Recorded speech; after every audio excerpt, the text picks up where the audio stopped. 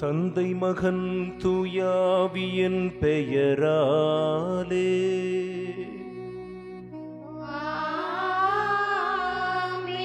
நம் ஆண்டவராகிய இயேசு கிறிஸ்துவின் அருளும் கடவுளின் அன்பும் தூயாவியின் நட்புறவும் உங்கள் அனைவரோடும் இருப்பதாக.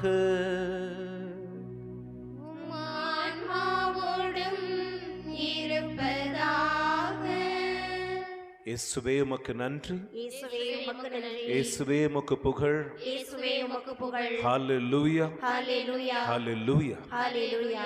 கிறிஸ்து இயேசுவில் அன்புமிக்க சகோதர சகோதரிகளே, பிசாசுக்கு நம்மீது எந்த அதிகாரமும் இல்லை. ஏனெனில் கிறிஸ்து நம் அனைவர் சார்பிலும் பிசாசை ஜெயித்து இருக்கிறான். ஆகவே தான்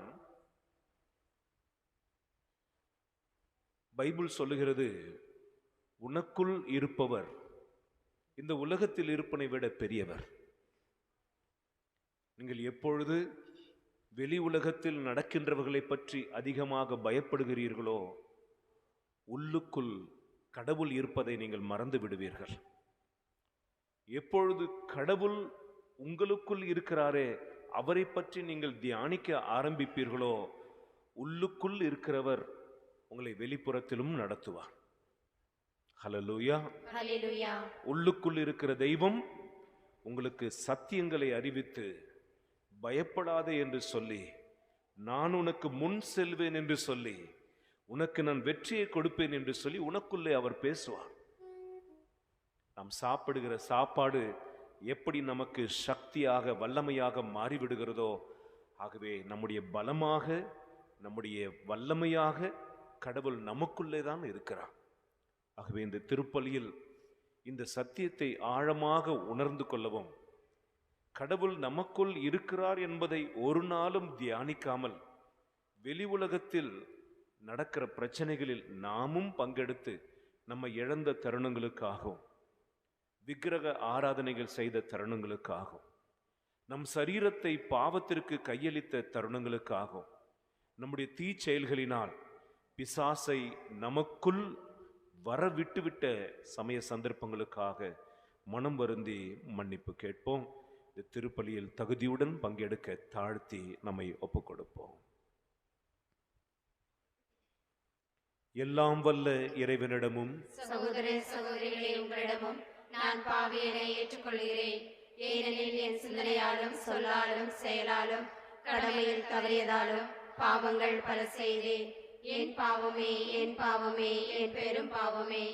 ஆகையால் எப்பொழுதும் கன்னியான புனித மரியாளையும் வானதூதர் புனிதர் அனைவரையும் சகோதர சகோதரிகளை உங்களையும் நம் இறைவனாகிய ஆண்டவரிடம் எனக்காக வேண்டிக் கொள்ள மன்றாடுகிறேன். எல்லாம் வல்ல இறைவன் நம் மீது இரக்கம் வைத்து நம் பாவங்கள் எல்லாம் மன்னித்து நம்மை முடிவில்லாத வாழ்வுக்கு அழைத்து செல்வாராக. ஆமென்.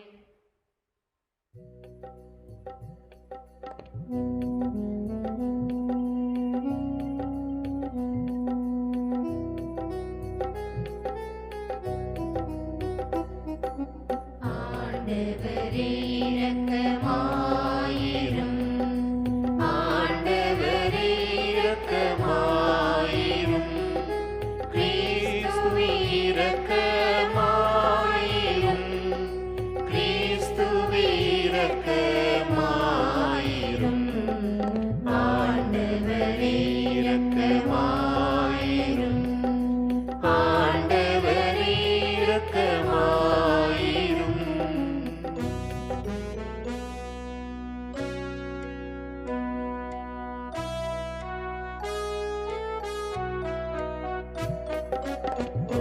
உன்னதங்களிலே கடவுளுக்கு மாட்சி உண்டாகுக, உலகினிலே நல் மனத்தோர்க்கு அமைதியாகுக.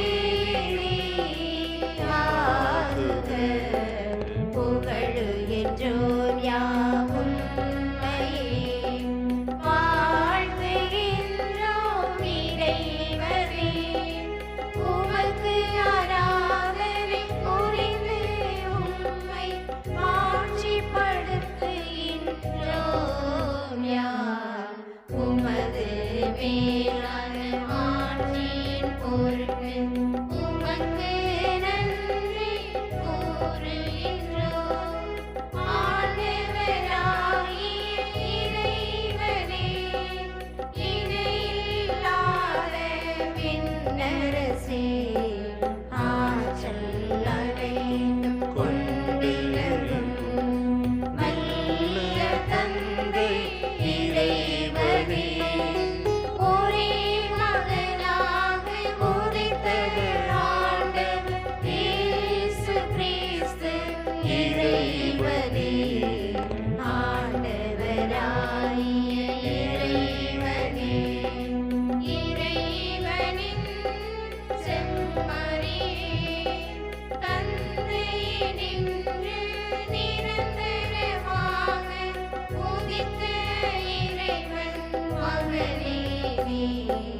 உலகின் பாவம் போக்குபவரே, நீர் எம் மீது இரங்குவீர்.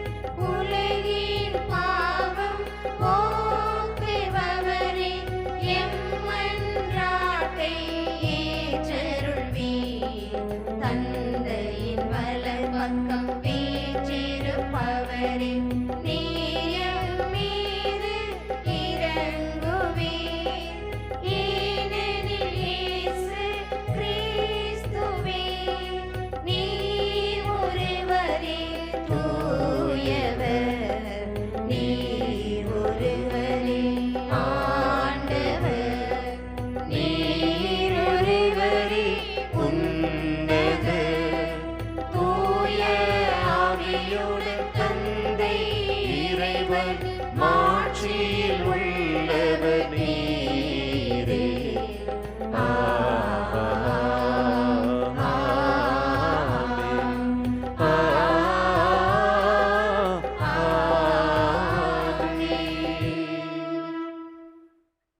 மன்றாடுவோமாக. ஆண்டவரே, மனத்துணிவை எங்களுக்கு அருள உம்மை வேண்டுகின்றோ. உம்முடைய மறைசாட்சியான புனித செபஸ்தியாரின் சிறந்த எடுத்துக்காட்டால் நாங்கள் தூண்டப் பெற்றுள்ளோம்.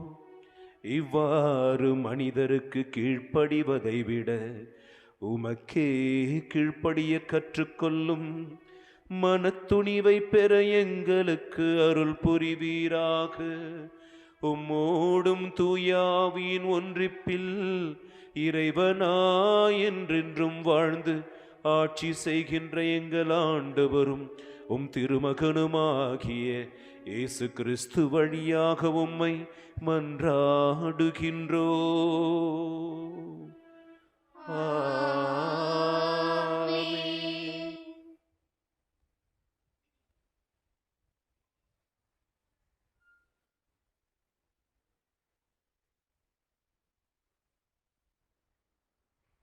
முதல் வாசகம். தாவீதும் இஸ்ரேல் வீட்டாரும் ஆரவாரத்தோடு ஆண்டவரின் பேழையை கொண்டு வந்தார்கள். சாமுவேல் 2ஆம் நூலிலிருந்து வாசகம். அதிகாரம் 6, இறை வார்த்தைகள் 12b முதல் 15 முடிய மற்றும் 17-19 முடிய. சாமுவேல் 2ஆம் நூலிலிருந்து வாசகம். அதிகாரம் 6, இறை வார்த்தைகள் 12b முதல் 15 முடிய மற்றும் 17 முதல் 19 முடிய. அந்நாட்களில் தாவீது புறப்பட்டு சென்று கடவுளின் பேழையை ஒபேது ஏதோமின் இல்லத்திலிருந்து தாவீதின் நகருக்கு அக்களிப்போடு கொண்டு வந்தார். ஆண்டவரின் பேழையை ஏந்தியவர்கள் 6 அடிகள் எடுத்து வைத்ததும் ஒரு காளையையும் ஓர் ஆட்டுக்கிடாயையும் பலியிட்டார். நாற்பட்டால் நெய்யப்பட்ட ஏபோத்தை அணிந்து கொண்டு தாவீது தம் முழு வலிமையோடு ஆண்டவரின் முன்பாக நடனமாடிக்கொண்டிருந்தார். தாவீதும் இஸ்ரேல் வீட்டார் அனைவரும் ஆரவாரத்தோடும் எக்கால முழக்கத்தோடும் ஆண்டவரின் பேழையை கொண்டு வந்தார்கள். ஆண்டவரின் பேழையை கொணர்ந்து அதற்கென நிறுவிய கூடாரத்தின் நடுவில் அதை வைத்தார்கள். தாவீது ஆண்டவர் முன்பு எரி பலிகளையும் நல்லுறவு பலிகளையும் செலுத்தினார்.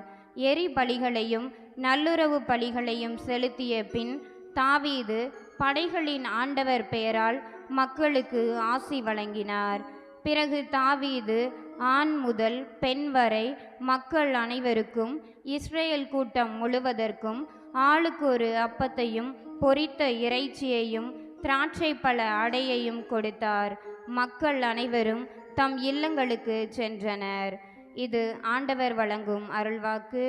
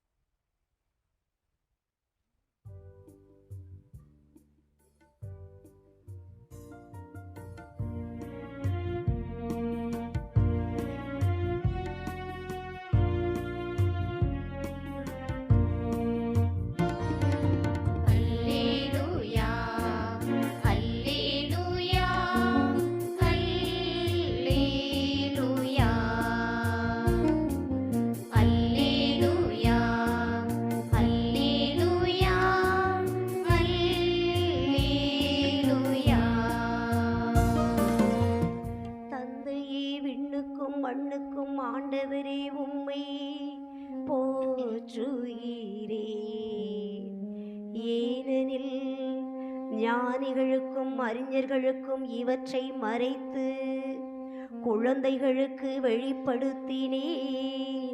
அல்லேலூயா அல்லேலூயா அல்லேலூயா அல்லேலூயா.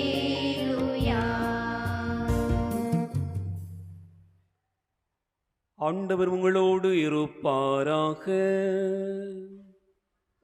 ஆன்மாவோடும் இருப்பாராக. தூயமார்க்கு எழுதிய நற்செய்தியிலிருந்து வாசகம். ஆண்டவரே மாட்சி உமக்கே.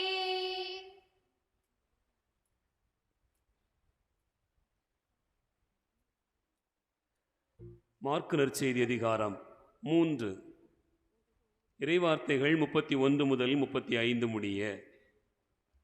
அப்பொழுது இயேசுவின் தாயும் சகோதரர்களும் வந்து வெளியே நின்று கொண்டு அவரை வரச் சொல்லி ஆள் அனுப்பினார்கள். அவரை சூழ்ந்து மக்கள் கூட்டம் அமர்ந்திருந்தது. அதோ உம் தாயும் சகோதரர்களும் சகோதரிகளும் வெளியே நின்று கொண்டு உம்மை தேடுகிறார்கள் என்று அவரிடம் சொன்னார்கள். அவர் அவர்களை பார்த்து, என் தாயும் என் சகோதரர்களும் யார் என்று கேட்டு தம்மை சூழ்ந்து அமர்ந்திருந்தவர்களை சுற்றிலும் பார்த்து, இதோ என் தாயும் என் சகோதரர்களும் இவர்களே. கடவுளின் திருவுளத்தை நிறைவேற்றுபவரே என் சகோதரரும் சகோதரியும் தாயும் ஆவார் என்றார். ஆண்டவரின் அருள்வாக்கு. கிறிஸ்துவே உமக்கு புகழ்.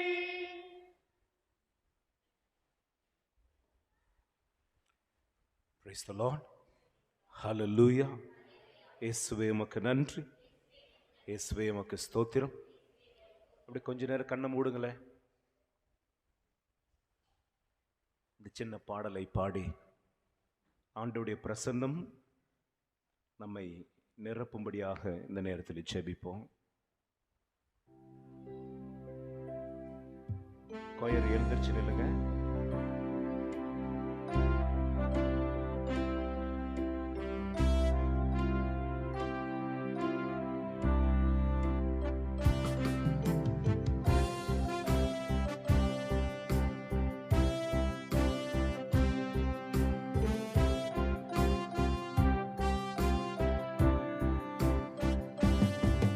என் கூடவே இரும் ஓ இயேசுவே, நீர் இல்லாமல் நான் வாழ முடியாது.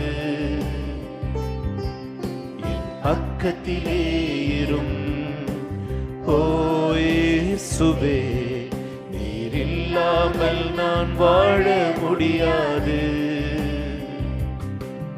என் கூடவே இரும் ஓ இயேசுவே, நீர் இல்லாமல் நான் வாழ முடியாது. என் பக்கத்திலே இரும் ஓ இயேசுவே, நீர் இல்லாமல் நான் வாழ முடியாது.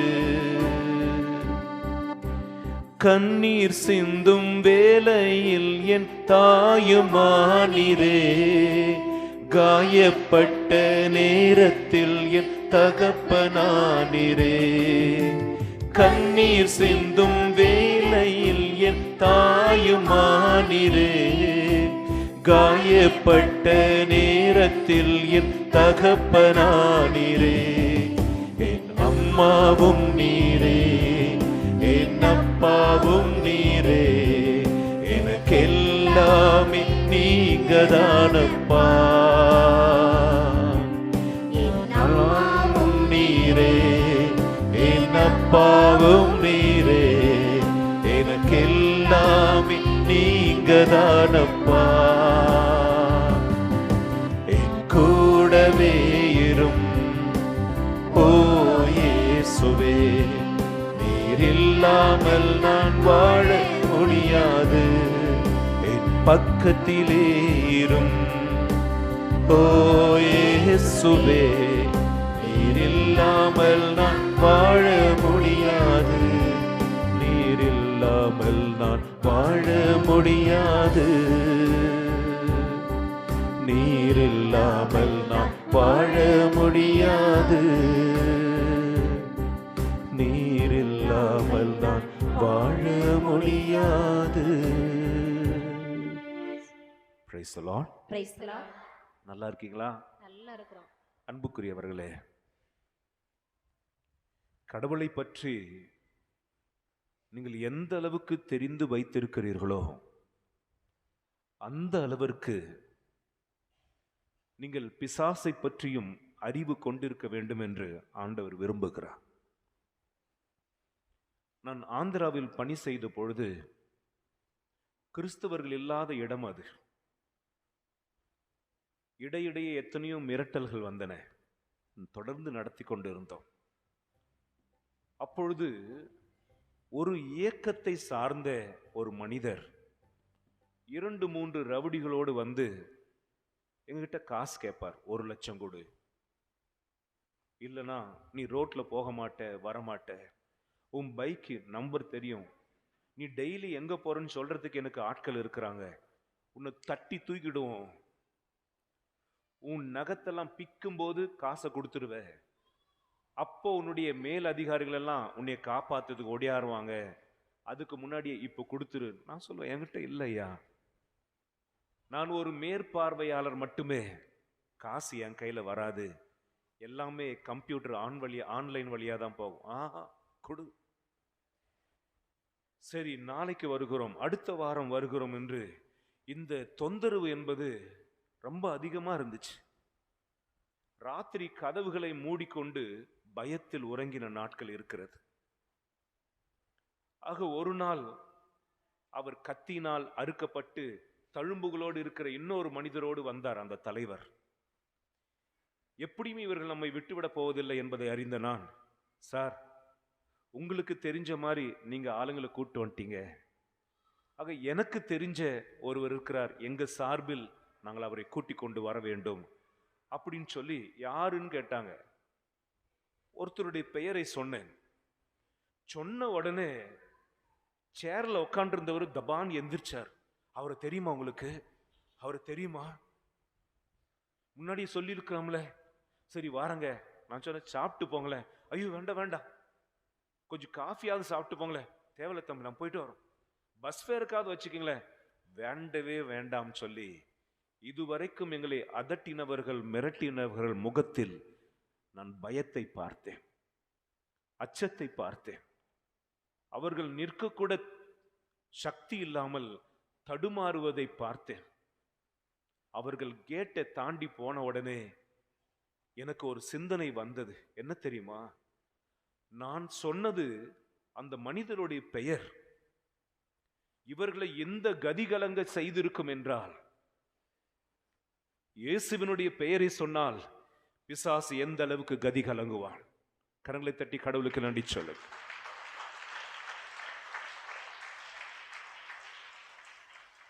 இது முதல் அனுபவம். இரண்டாவது அனுபவம், குருவான முதல் அனுபவம். எல்லாம் ஜெபிக்க வாராங்க. வேறு மதத்தை சார்ந்த ஒரு பெண் தலையில் கை வைத்து, நான் ஜெபிக்க நினைக்கிறேன், நான் பின்னாடி விழற மாதிரி ஆயிட்டேன். ஆண்டவர்கிட்ட கேட்டேன், ஆண்டவரே, அவள் தானே விழ வேண்டும், நான் விழற மாதிரி இருக்கிறனே, என்னங்கப்பான்னு சொல்லும் பொழுதுதான் இருதயத்தில் கடவுள் பேசினார்.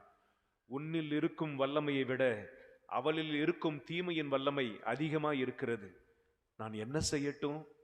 அவளுக்கு ஜெபிப்பதை விட்டுவிட்டு மறுபடியும் நற்கருணை ஆண்டவர் முன்பாக போய் நான் ஜெபித்து வல்லமையை பெற்றுக்கொள்ள வேண்டுமா? உள்ளுக்குள்ளே கடவுள் சொன்னார், இல்லை, என் வல்லமையை அதிகப்படுத்தியருளும் என்று இப்பொழுதே ஜெபிக்க ஆரம்பி. ஆகவே உள்ளத்துக்குள், என்னில் உம்முடைய வல்லமையை அதிகரித்தருளும் ஆண்டவரே என்று சொல்லி அந்த பெண் மீது மறுபடியும் நான் கைகளை வைத்த பொழுது வெட்டின மரம் போல அவள் சாய்ந்து போனாள். அவளை எழுப்பின பொழுது பல வருடங்களாக அவளை துன்புறுத்தி வந்த பிசாசு அவளை விட்டு நீங்கியதை அவள் தன்னுள் உணர்ந்து கடவுளுக்கு ஸ்தோத்திரம் என்று சொன்னாள். கரங்களை தட்டி நன்றி சொல்வோம். ஹல்லேலூயா. எனக்கு தெரிந்த ஒரு அக்கா, நீங்கள் எல்லாம் திருமணமானவர்கள் அல்லவா? திருமணமானவர்களுக்கு சுவிசேஷத்தை போதிக்கக்கூடிய அலுவல் இருக்கிறது என்பது உங்களுக்கு தெரியுமா? குருக்களுக்கும் கன்னியர்களுக்கும் மட்டுமல்ல, ஞானஸ்நானம் பெற்ற ஒவ்வொருவரும் நீங்கள் இறை வார்த்தை அறிவிப்பதற்காக அழைக்கப்பட்டவர்கள். Praise the Lord.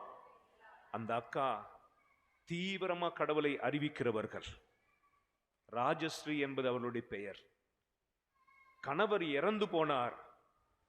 ஊழியத்தில் இருக்கும்போது 11 நாட்கள் பொட்டை அழிச்சு, பூவை அழிச்சு, வலையில உடைச்சி, சம்பிரதாயங்கள் எல்லாம் இருக்கும் அல்லவா, அதையெல்லாம் செய்து முடிப்பதற்குள் 11 நாட்களுக்குள்ளாகவே அவள் ஏற்கனவே ஒரு இடத்திற்கு வருகிறேன் இறைவார்த்தை போதிக்க என்று சொன்னாங்களே, அந்த இடத்திற்கு விதவையாக போய் சாட்சியமாக போதித்தவள்.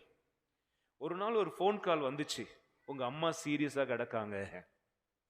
ஆக கணவனை இழந்து போய் அம்மா துணைக்கு இருக்கிறாங்கன்னு நினைக்கும் போது அம்மாவும் சாக கிடக்குறாங்களோ, அடிச்சு பொடிச்சுக்கிட்டு ஹாஸ்பிட்டலுக்கு போறாங்க. பெரிய ஹாஸ்பிட்டல் அது.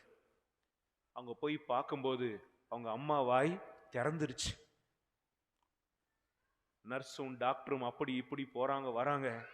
இவங்க இப்படிப்பட்ட ஊழியர் என்பதுகளே மறந்து அம்மா எல்லாம் சொன்னாங்க. அம்மா நீங்க ஜெபிக்கிறவங்க, ஒழுக்கத்தை கடைப்பிடிங்க, நீங்களே இப்படி கத்தனா எப்படி? ஹாஸ்பிட்டல்ல மற்ற பேஷண்ட்ஸ் எல்லாம் இருக்கிறாங்க. ஆனால் தாய் என்னும்போது நம்மால் தாங்க முடியாதல்லவா, மறுபடியும் கத்தி அழுதார்களாம். இதற்கிட்ட இடைப்பட்ட நேரத்தில் டாக்டர் நர்ஸு கிட்ட என்னவோ சொன்னார். நர்ஸு போய் கொண்டு வந்தாங்க. அதை வாயில ஊத்துனாங்க. யார் வாயில? அந்த அவங்களுடைய அம்மா வாயில.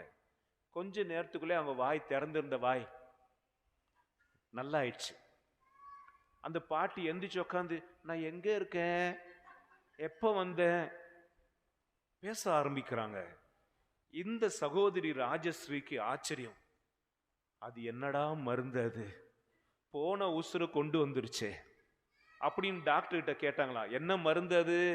டாக்டர் சொன்னாராம், அதெல்லாம் மருந்து எதுவும் இல்ல, உங்க அம்மாவுக்கு சுகர் கம்மி ஆயிடுச்சு, அதான் கொஞ்சம் சர்க்கரையை தண்ணியில கலந்துட்டு வந்து ஊத்தணும், உங்க அம்மாவுக்கு உசுறு வந்துருச்சு.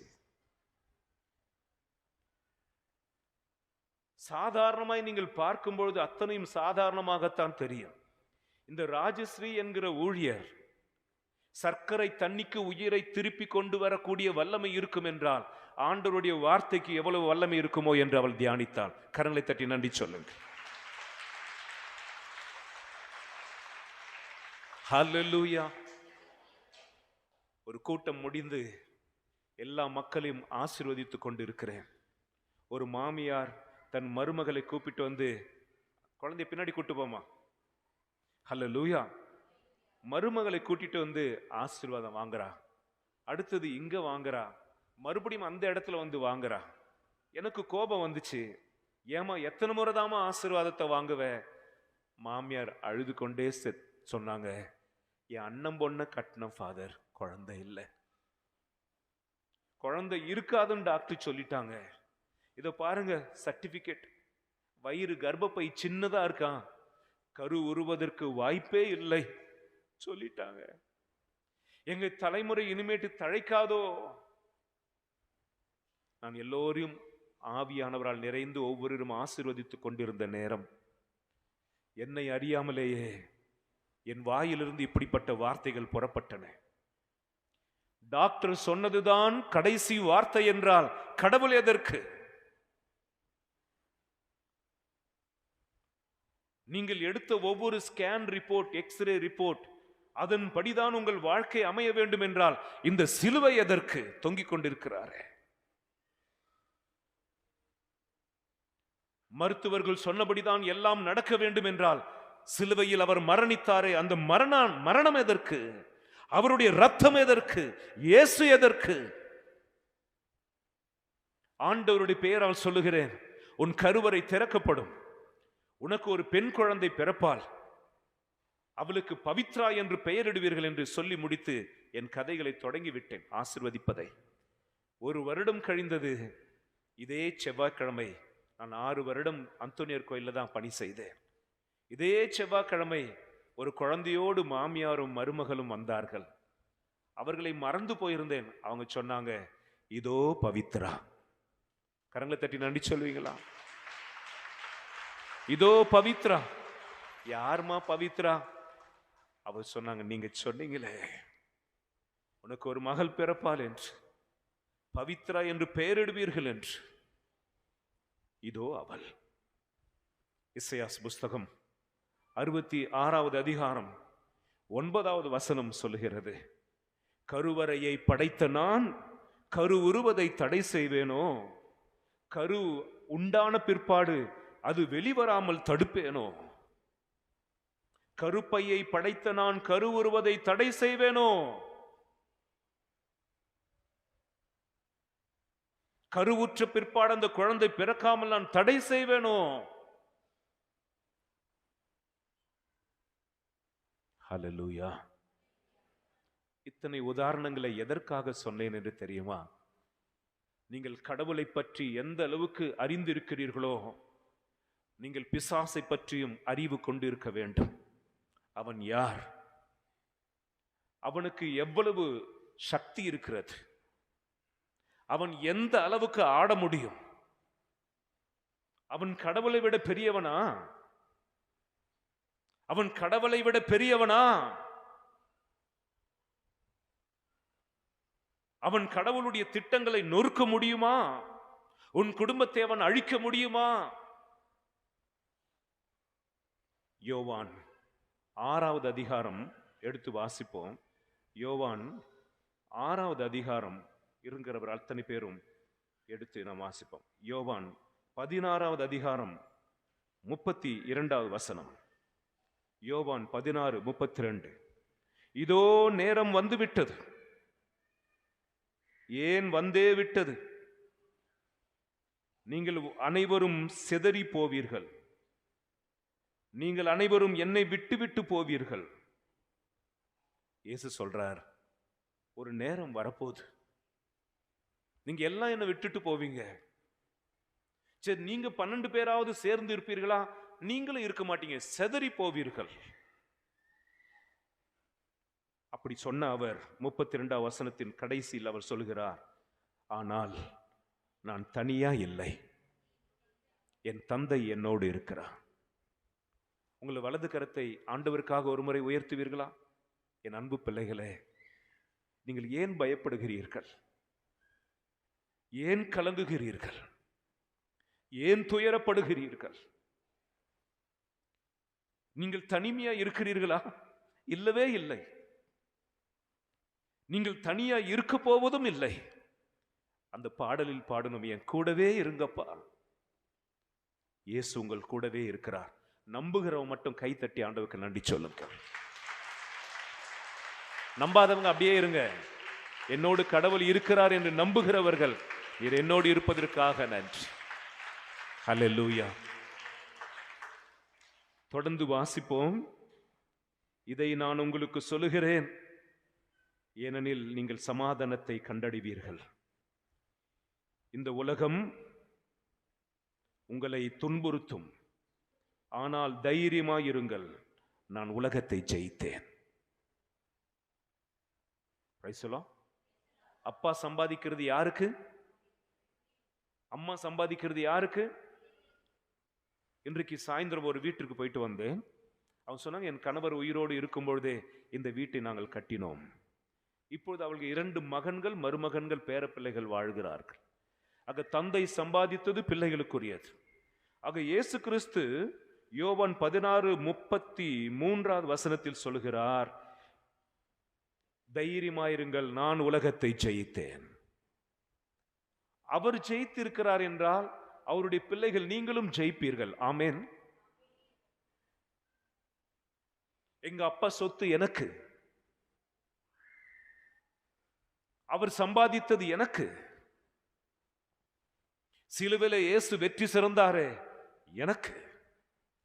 யோவான் 16வது அதிகாரம் 19-20 வசனங்களை நாம் தியானிப்போம். 19-20 வசனங்கள் சொல்கிறது, நீங்கள் அழுவீர்கள், உலகமோ சிரிக்கும். நல்லா வேணும்டா இவளுக்கு, ரொம்ப தான் ஆட்டம் போட்டானே. உன் அழுகையை கண்டு உன் முன்பாக அச்சச்சோ என்று சொல்கிறவர்கள் பின்பாக போய் சிரிப்பார்கள். அதுதான் உலகம்.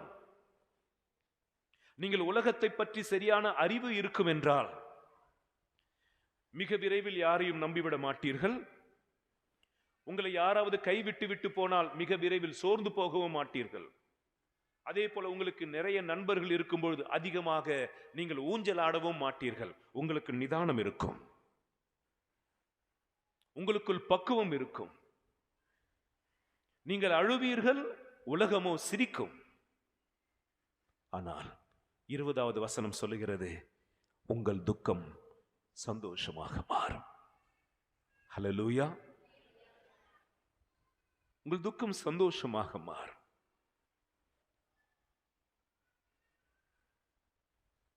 ஒரு பெண்ணை கூட்டு கொண்டு வந்தார்கள். 21 வயதுடைய பெண். 21 வருடமும் அவள் நடந்ததில்லை. 21 வருடமும் அவள் நடந்ததில்லை, பேசியதில்லை. சளி ஊத்தும். 4 பேர் அவளை தூக்கி கொண்டு வந்தார்கள். எனக்கு ஒரு பெரிய தைரியம், இயேசுவின் நாமத்தில் எதையும் செய்ய எனக்கு அதிகாரம் இருக்கிறது.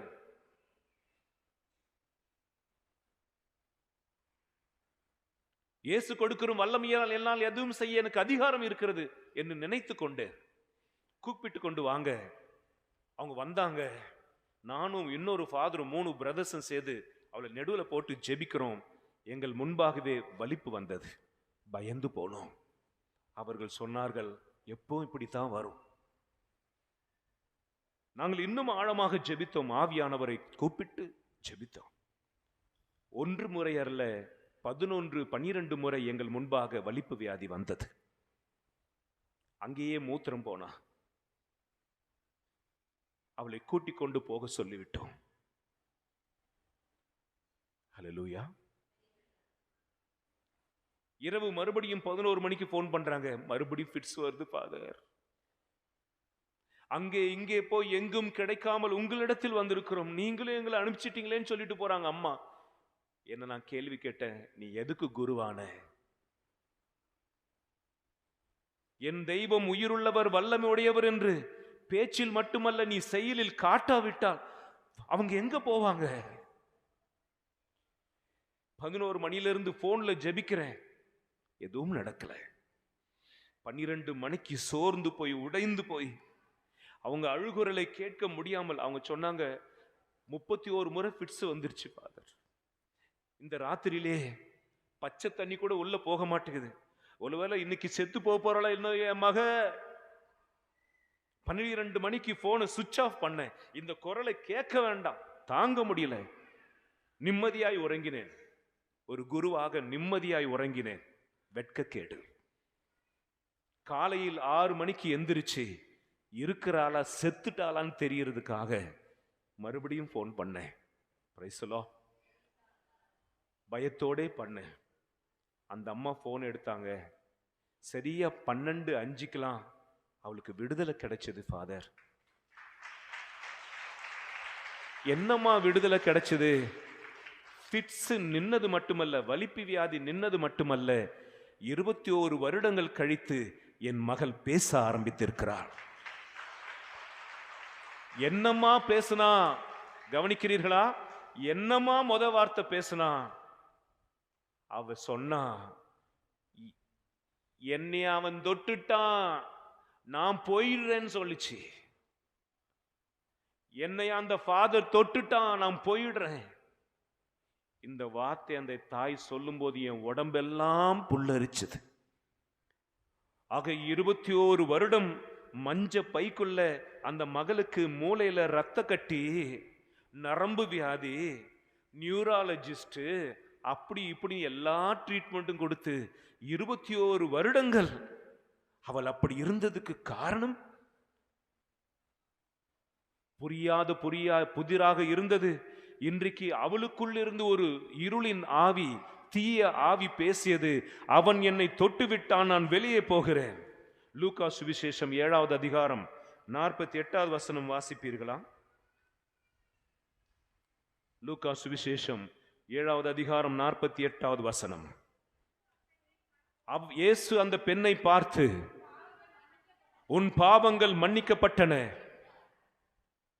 எழுந்து உன் பாவங்கள் மன்னிக்கப்பட்டன என்றார். இயேசுவினுடைய பாதத்தை கண்ணீரால்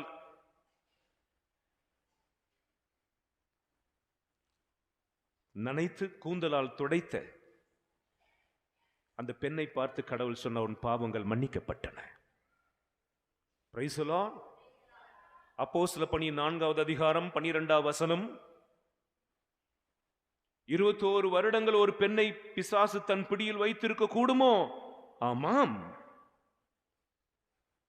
பைபிளில் 18 வருடங்களாக ஒரு பெண் கூனியாக இருந்தார்.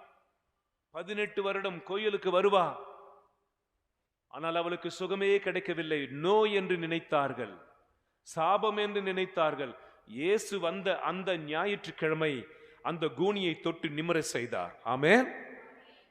18 வருடமாக கூனியாய் இருந்தவளுக்கு நிமிர்ந்தது. அங்கே இருந்தவர்கள் ஓய்வு நாளில் குணப்படுத்துகிற உங்களுக்கு அதிகாரம் கொடுத்தது யார் என்று இயேசுவை குறை கண்டுபிடித்தார்கள். இயேசு சொன்னார், 18 வருடமாக பிசாசு இவளை கட்டி வைத்திருந்தது.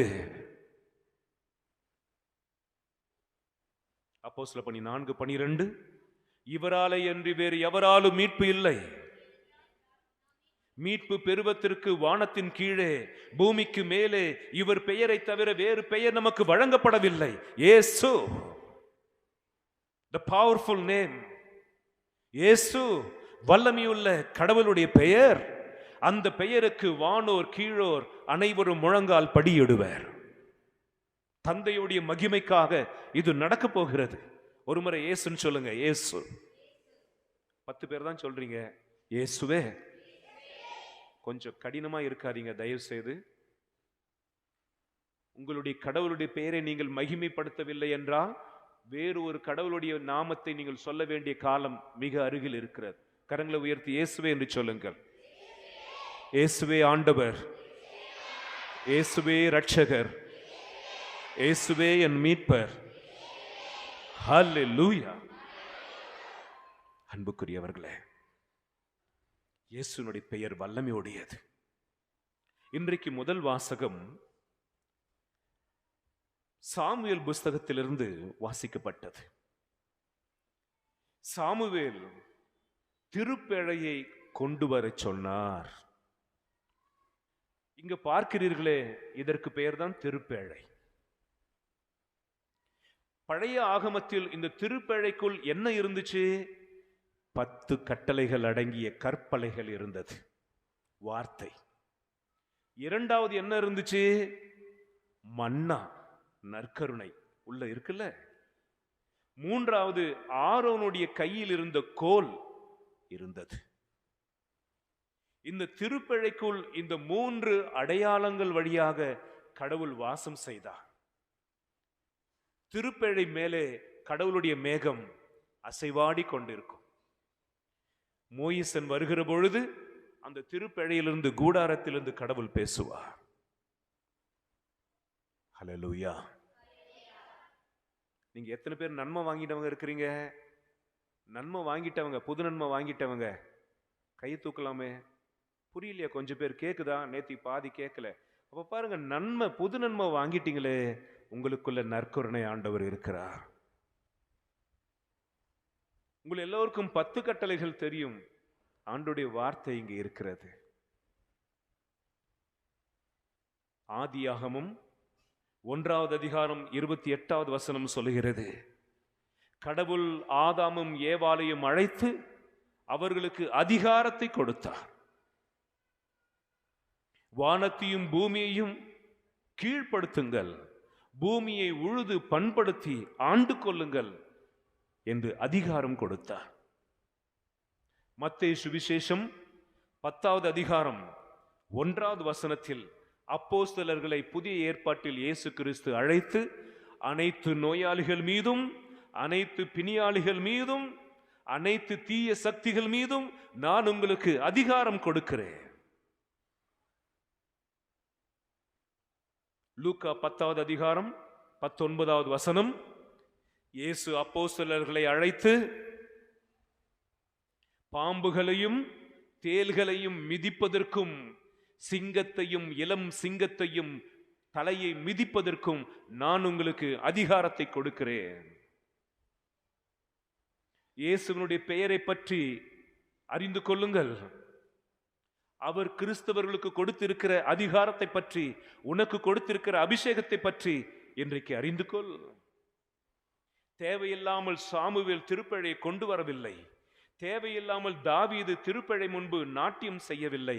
அந்த திருப்பேழைக்குள்ளும் திருப்பேழைக்கு வெளியிலும் கடவுளுடைய மகிமை இருந்தது போல 1 கொரிந்தியர் 3வது அதிகாரம் 16வது வசனம், நீங்கள் கடவுளுடைய ஆலயம், உங்களுக்குள் ஆவியானவர் குடியிருக்கிறார். ஆமென், ஆமென் சொல்லுங்களேன்.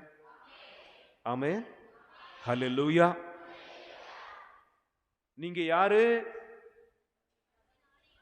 நீங்க யாரு சொல்லுங்க. நான் கடவுளுடைய ஆலயம், எனக்குள் ஆவியானவர் குடியிருக்கிறார்.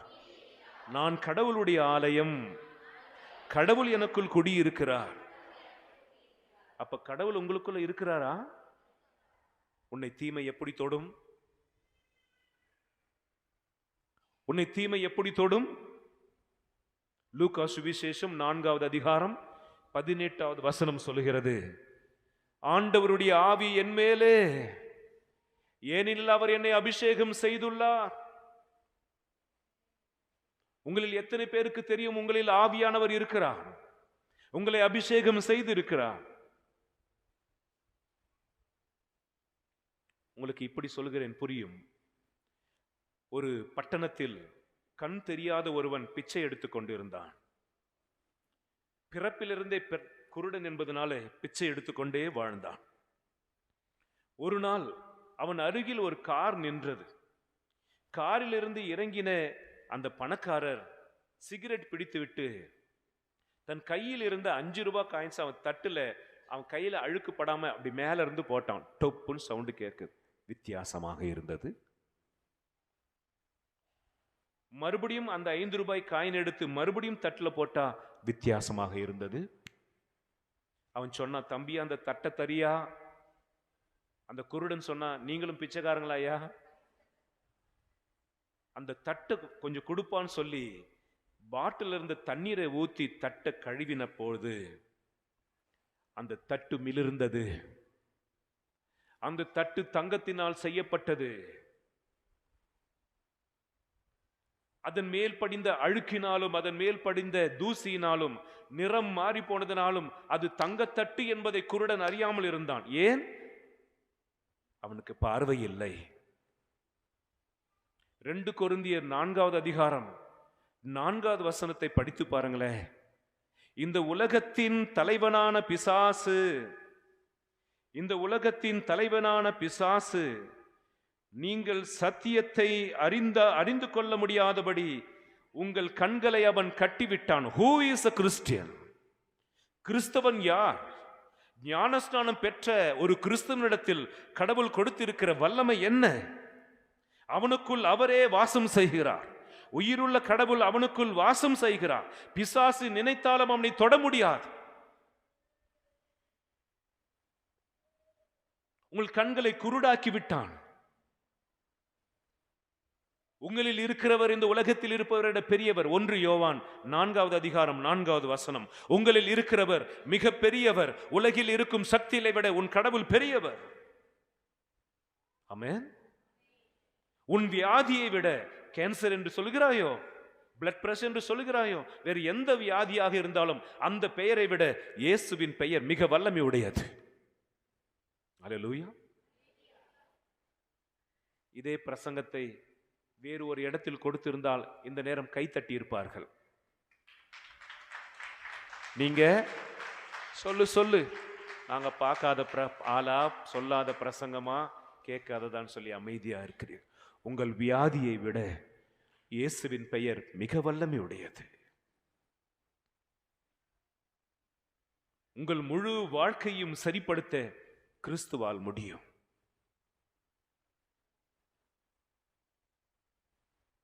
ஒன்னே ஒன்று, அந்த குருடன் சொன்னா, இது தங்கத்தட்டுன்னு எனக்கு தெரியாது ஐயா. உனக்கு யாரும் சொல்லலையா? சொல்லல ஐயா. பார், உன் கையில் இருந்தது தங்கத்தட்டு என்று நீ தெரிந்திருந்தால் உனக்கு பிச்சை எடுத்திருக்க வேண்டிய அவசியமே இருந்திருக்காதல்லவா? உனக்குள்ளே கடவுள் இருக்கிறார். 1 கொரிந்தியர் 3:16 தொடர்ச்சி சொல்கிறது, உனக்குள் ஆவியானவர் இருக்கிறார், நீ கடவுளுடைய ஆலயம். எவனாவது இந்த தேவாலயத்தை அழித்தால், உங்களில் யாராவது எனக்குள் கடவுள் குடியிருக்கிறார், கடவுளுடைய ஆவியானவர் எனக்குள் இருக்கிறார், I am the temple of the Holy Spirit, அது தெரியாமல் உங்கள் சரீரத்தை பாவத்திற்கு கையளிப்பீர்கள் என்றால், அது சிகரெட் பிடிக்கிறதாக இருக்கட்டும், குடிக்கிறதாக இருக்கட்டும், விபச்சாரமாக இருக்கட்டும், வேசித்தனமாக இருக்கட்டும், மறைவாக இருட்டுக்குள் நீங்கள் செய்கிற காரியமாக இருக்கட்டும், எதுவாக இருந்தாலும் உங்கள் சரீரம் கடவுளுடைய ஆலயம். உங்களுக்கு சரீரத்தின் மேல் எந்த உரிமையும் இல்லை, அது கடவுளுடையது.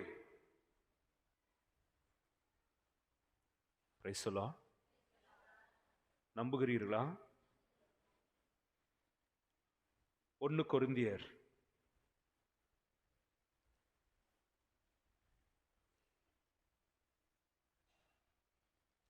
16வது அதிகாரம்.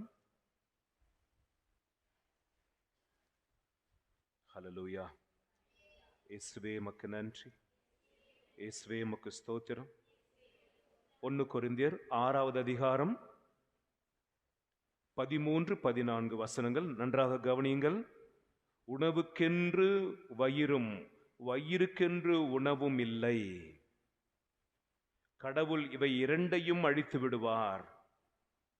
வாசிக்கிறீர்களா? இந்த உடல் விபச்சாரத்திற்கென்று வழங்கப்படவில்லை, உன்னுடைய உடல் கடவுளுடையது, கடவுள் உன் உடம்புக்குரியவர். நான் சொல்வது தவறு இருந்தால் இந்த வசனத்தை குறித்துக் கொள்ளுங்கள். உங்கள் உடல் கடவுளுடையது, அவர் அதில் வசிக்கிறார். இந்த உடலின் எந்த ஒரு பாகத்தையும் வியாபாரமாக்குவதற்கு உங்களுக்கு உரிமை இல்லை. கணவன் மனைவி உறவை தவிர தாண்டிய எந்த உறவும் பைபிளில் ரத்து செய்யப்பட்டிருக்கிறது. திருமணத்திற்கு முன்பாகவும் திருமணத்திற்கு பின்பாகவும் நீ பரிசுத்தமாய் வாழ்வதற்காக அழைக்கப்பட்டிருக்கிறாய். சரி ஃபாதர், ஏன் இஷ்டப்படி நான் வாழ்வேன்?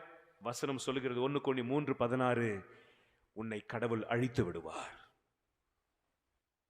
பாவத்தினுடைய நோய்கள் உங்கள் சரீரத்தில் காணப்படும். பாவத்தினால் வந்த வியாதிகள் உங்கள் புலன்களில், உங்கள் உறுப்புகளில் காணப்படும். விடுதலை பயணம் 20வது அதிகாரம் 4-5 வசனங்களை படியுங்கள். தந்தையர்களே, தாய்களே, என் இஷ்டப்படி வாழ்வேன் என்று நீங்கள் வாழ்வீர்களோ? இது என்னுடைய உடல், என் இளம் வயது, எனக்கு சக்தி இருக்கிறது, அழகு இருக்கிறது, பணம் இருக்கிறது, வீடு இருக்கிறது, என் இஷ்டப்படித்தான் நான் வாழ்வேன், அதுதான் கடவுளுடைய விருப்பம் என்று சொல்லிக்கொண்டு நீங்கள் பாவத்தில் வாழ்வீர்களோ? நீங்கள் வாழ்ந்து விட்டு சென்று விடுவீர்கள். உங்களுடைய பாவத்தையும் சாபத்தையும் சுமக்கப் போவது யார்? உங்கள் பிள்ளைகள் என்று விடுதலை பயணம் 20வது அதிகாரம் 5வது வசனம் சொல்லுகிறது. தந்தையர்களுடைய அக்கிரமத்தை, தாயினுடைய அக்கிரமத்தை பிள்ளைகளிடம் 3ஆம் 4ஆம் தலைமுறை வரைக்கும் நான் விசாரிப்பேன். இருக்குதா இல்லையா? இருக்குதா இல்லையா? தந்தையர்களே, தாய்களே, நீங்கள் வாழ்கிற பொழுதே உங்கள் பிள்ளைகள் மேல் உங்களால் வந்த சாபங்கள் காணப்படும். வீட்டுக்கு வந்த மருமகளால் தான் பிரச்சனை, வீட்டுக்கு வந்த மருமகனால் தான் பிரச்சனை என்று நீங்கள் சொல்லிக்கொண்டே அலையலாம். அப்சல்யூட்லி நிஜம் சொல்ல வேண்டும் என்றால் உங்களுடைய பாவம் உங்கள் தலைமுறையை தாக்கி இருக்கிறது.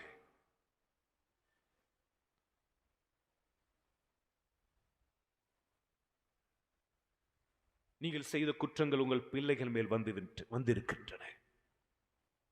மனம் திரும்புவோம்.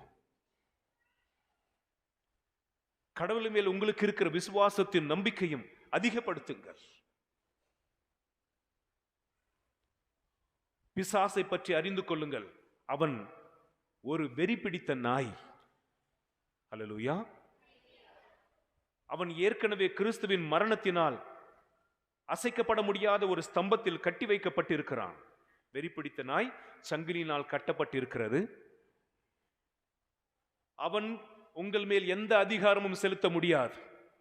நம்புகிறவங்க ஆமேன் சொல்லுங்களேன். ஆமா, நீங்க சொன்னீங்கன்னா இன்னையிலிருந்து உங்க மேல எந்த மந்திர தந்திரங்கள் பணி செய்யாது. நம்புகிறேன். அவனுக்கு எந்த அதிகாரமும் உங்கள் மேல் இல்லை. அவன் ஒரு வெறி நாயை போல கிறிஸ்து சிலுவையிலே அவனை அடித்ததனால, அவன் தலையை மிதித்ததனால கட்டப்பட்டு இருக்கிறான்.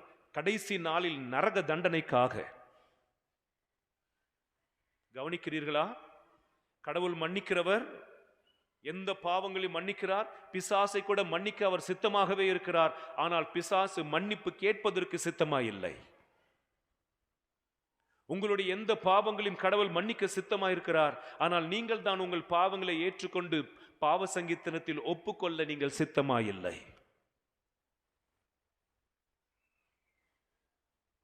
ரோமேயர் 6:23 சொல்லுகிறது, பாவத்தின் சம்பளம் மரணம். உங்கள் வாழ்க்கையிலிருந்து கடவுள் வெளியேறி விடுவார்.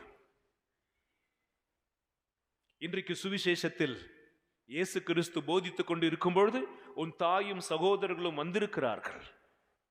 இயேசு சொன்னார், அது எனக்கு தெரியும். நீங்கள் எப்பொழுது என் தாயும் சகோதரர்களாக மாறப்போகிறீர்கள்? இவங்க தான் எங்க அம்மா, இவங்க தான் என் சகோதரர்கள் என்று நீங்கள் சொல்லி எனக்கு தெரிய வேண்டும் என்ற அவசரம் இல்லை. I know them. நீங்கள் எப்பொழுது என் தாயும் என் சகோதரர்களும் சகோதரிகளுமாய் மாறப்போகிறீர்கள். ஹல்லேலூயா. இயேசு சொன்னார், என் வார்த்தைகளை கேட்டு அதன்படி நடப்பவர்களே என் தாயும் என் சகோதரர்களும் என் சகோதரிகளும். இங்க இருக்கிற ஆண்களே, இங்க இருக்கிற பெண்களே, நீங்கள் கிறிஸ்துனுடைய தாயாக, தந்தையாக, சகோதரனாக, சகோதரியாக மாறுவதற்கு இன்றைக்கு புனித செபஸ்தியாரின் திருவிழாவில் 5வது நாளில் கடவுள் அழைப்பு விடுக்கிறார். Come back to God. நம்ம இன்றைக்கு வீட்டுக்கு வெளியில எல்லாரோடையும் ஆடி பாடி துதிச்சுட்டு போவோம். கடைசியில வீட்டுக்குள்ள சொந்தக்காரங்க, நம்ம சொந்தம் மட்டும்தான் உள்ள போவோம். அப்பா அம்மா பிள்ளைங்க தான் உள்ள போவோம், எல்லாம் போக மாட்டோம். அதுபோல கிறிஸ்துவு அவருக்குன்னு ஒரு குடும்பம் இருக்கிறது. அந்த குடும்பத்திற்குள் இன்றைக்கு உங்களை சேர்க்கும்படியாக அழைக்கிறார். வாங்க, என் வார்த்தைகளை கேளுங்க, என் வார்த்தைகளை கடைபிடியுங்கள். ஒரு நிமிடம் கரங்களை குவித்து ஜெபிப்போமா. பிசாசுக்கு உனக்கு உன்மேல் எந்த அதிகாரமும் இல்லை. உன் மனதில் நிறுத்திக்கொள். ஆண்டவருடைய ஆவி உன்மேல் இருக்கிறது. ஆண்டவருடைய அபிஷேகம் உன்மேல் இருக்கிறது. எல்லா நோய்களையும் பேய்களையும் ஓட்டுவதற்கு உங்களுக்கு அதிகாரம் கொடுத்திருக்கிறார். ஞானஸ்நானம் பெற்ற அத்தனை பேருக்கும் இந்த வல்லமை இருக்கிறது. நீங்கள் இயேசுவின் பெயரால் இனிமேல் வெற்றி பெறலாம். பயப்படாதிருங்கள், அஞ்சாதிருங்கள். திருப்பேழைக்குள் இருந்த 3 காரியங்கள் உனக்குள்ளும் இருக்கின்றன. ஆண்டவருடைய ஆவி, ஆண்டவருடைய அதிகாரம், ஆண்டவருடைய அபிஷேகம், ஆண்டவருடைய மன்னா நற்கருணை உங்கள் ஒவ்வொருவருக்குள்ளும் இருக்கிறது. கத்தோலிக்க கிறிஸ்தவர்கள் ஒவ்வொருக்குள்ளும் இந்த அபிஷேகம் இருக்கிறது. நீங்கள் கண்டுபிடியுங்கள். இன்றைக்கு வரைக்கும் உன் கையில் இருப்பது தங்கத்தட்டு என்று தெரியாமல் உன் கண் குருடலா இருந்ததால் நீங்கள் பயந்து போயிருந்தீர்கள். இன்றைக்கு நான் சொல்லுகிறேன், பிசாசை எதிர்த்து நில்லுங்கள், அவன் ஓடி போவான். இயேசுவின் நாமத்தில் எதிர்த்து நில்லுங்கள், ஓடி போவான். வலிமை இழந்து போன அவன் சொறி நாயை போல, வெறி நாயை போல கட்டப்பட்டு இருக்கிறான். அவன் உங்களை வந்து கடிக்க முடியாது. எல்லாம் கண்ணை திறந்து பாருங்க. அவன் உங்களை வந்து கடிக்க முடியாது. அவன் கட்டப்பட்ட இருக்கிற இடத்திற்கு நீ போனா கடி வாங்குவே. உனக்கு கொடுக்கப்பட்ட எல்லைக்குள் இரு. எந்த ஒரு பாவத்திற்காகவும் ஏதோ ஒரு மனிதனிடத்தில், ஒரு மனுஷனிடத்தில் உன்னை போய் விற்றுவிடாதே. அங்கேதான் பிசாசு உன்னை பற்றி பிடிக்கும். அவனுடைய கடி உன்மேல் வரும். வெறி நாயை கடிக்கப்பட்டவர்கள் உடனடியாக மருத்துவம் பார்க்கவில்லை என்றால் கொஞ்ச நாட்களிலேயே அந்த நாயினிடத்தில் காணப்பட்ட குணங்கள் அவனிடத்தில் காணப்படும். சளி ஊத்தும், நாய்க்கு மூச்சு வாங்குற மாதிரி உன்னை தனி அறையில் வைப்பார்கள், கட்டி போடுவார்கள். நீ எப்பொழுது எல்லோரையும் கடிக்கலாம் என்று விழுங்குவாய். அதுக்கு தான் பேதுரு சொல்கிறார், பிசாசு கர்ஜிக்கும் சிங்கம் போல சுற்றி வருகிறான், யாரை விழுங்கலாம் என்று. நீங்கள் ஒரு முறை, எந்த ஒரு பாவமாக இருக்கட்டும், ஒரு முறை செய்தால் திருப்தி அடைய போவதில்லை. நெருப்புக்குள் விறகை வைக்க வைக்க நெருப்பு அதிகமாவது போல உங்கள் ஆசைகளை நீங்கள் தீர்த்து கொள்ள ஒரு முறை முயற்சி செய்தால் இன்னும் அடுத்த முறைக்கு கொண்டு செல்லும். யோசித்து பாருங்கள், எத்தனை பாவங்கள், எத்தனை உறவுகள், எத்தனை கீழ்த்தரமான கிறிஸ்தவர்கள் செய்யக்கூடாத விஷயம் ஊரெல்லாம் தெரிஞ்சா கூட தைரியமா சுத்துறது. அந்த தைரியம் பிசாசு கிட்ட இருந்து வரும். கடவுளை நோகடிச்சிட்டோமே, நம்ம இந்த வாழ்க்கை வாழக்கூடாது என்கிற உணர்வு இல்லாமல் தைரியமாக பாவம் செய்வோம். குட்டையிலிருந்து புழுக்களும் பூச்சிகளும் தூசியும் வருவது போல எந்த இடத்தில் பாவம் இருக்கிறதோ நீங்கள் அத்தனை பேரையும் பாவத்திற்கு இழுப்பீர்கள். குடிக்கிறவன் எவனும் 3-4 பேர் சேர்ந்துதான், விபச்சாரம் பண்றவங்க 2 பேர் 3 பேர் சேர்ந்துதான். எந்த பாவமும் தனியாய் செய்யப்படுவதில்லை, அது எல்லோரையும் இழுக்கும். ஆகவே அன்புக்குரியவர்களே, நேற்றைய தினத்தில் எதிர்மறையான விமர்சனங்களை பற்றி கேள்விப்பட்டோம். இன்றைக்கு கடவுள் உங்களை மனம் திரும்புதலுக்கு அழைக்கிறார். நல்ல கவனிங்க. தனிப்பட்ட ஒரு மனிதன் ஒழுக்கமா இல்லனா, சொல்லுங்க, தனிப்பட்ட மனிதன் ஒழுக்கமா இல்லனா அது அவனுக்கு சாபமாக மாறும். கவனிங்க, நான் தனிப்பட்ட வருஷம் தப்பு பண்றேன், அது பாவமாக மாறிடும். ஆக நான் பாவத்தை சுமந்து செல்வேன், எங்க போனாலும் பாவத்தை சுமந்து செல்வேன். அந்த சாபத்தில் இருக்கிற ஒரு மனிதன் வழியாக அவன் மனைவி, அவளுடைய கணவன், அவருடைய பிள்ளைகள், அவருடைய உறவுகள், அவருடைய தொழில், அவருடைய நிலங்கள், அவருடைய கால்நடைகள், அவருடைய பேர பிள்ளைகள், படிக்கிற பள்ளி, பிரயாணம் செய்கிற பஸ், அனைத்தும் இஸ் இன் டேஞ்சர். எல்லாமே சாபத்திற்கு உட்படும். நம்புறீங்களா? இணை சட்டம் 28வது அதிகாரம் 15வது வசனம் இந்த சத்தியத்தை சொல்லுகிறது. இன்று நான் சொல்லுகிற இந்த வார்த்தைகளை நீங்கள் கேளாமல் உங்கள் விருப்பப்படி நீங்கள் நடப்பீர்கள் என்றால் பின்வரும் சாபங்கள் உங்கள் மேல் வந்து தங்கும். ஒரு குருவாக இந்த பலிப்பீடத்திலிருந்து அதை நான் சொல்ல விரும்பவில்லை. நீங்கள் படித்து பாருங்கள். நான் பாவம் செய்கிறேன், என்ன யாருக்கு தெரியும்? நாம் இத்தனை வருஷம் பாவம் பண்ற யாருக்கு தெரியும்? என்ன நடந்துச்சு? நான் நல்லா தானே இருக்கேன், ஆரோக்கியமா தானே இருக்கேன், செல்வங்கள் கொழிக்குது தானே. பொறுக்கப்பட்ட பாவங்களை குறித்து அச்சமற்று இருக்காதே. கடவுள் மன்னித்த பாவத்தை குறித்து அச்சமற்று இருக்காதே. எந்த அளவுக்கு கடவுள் உன்னை சகித்துக் கொள்கிறாரோ ஒரு நாள் வரும், அந்த அளவுக்கு கடவுள் உன்மேல் கோபப்படுவார். அவருடைய ஒரு நொடியை நீங்கள் தாங்க முடியாது. அனைவரும் முழந்தால் படியிட்டு நாம் மன்னிப்பு கேட்டு நாம் செபிப்போம். இன்றைக்கு மனம் திரும்புதலின் செய்தி.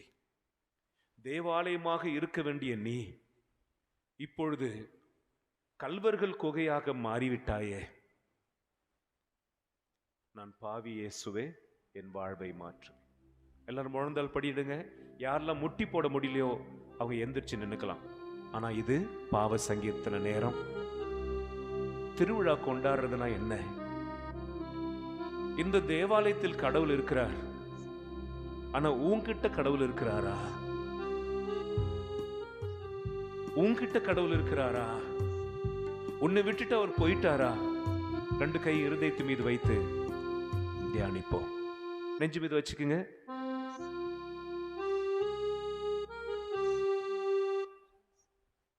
கண்களை மூடி செபிப்போம்.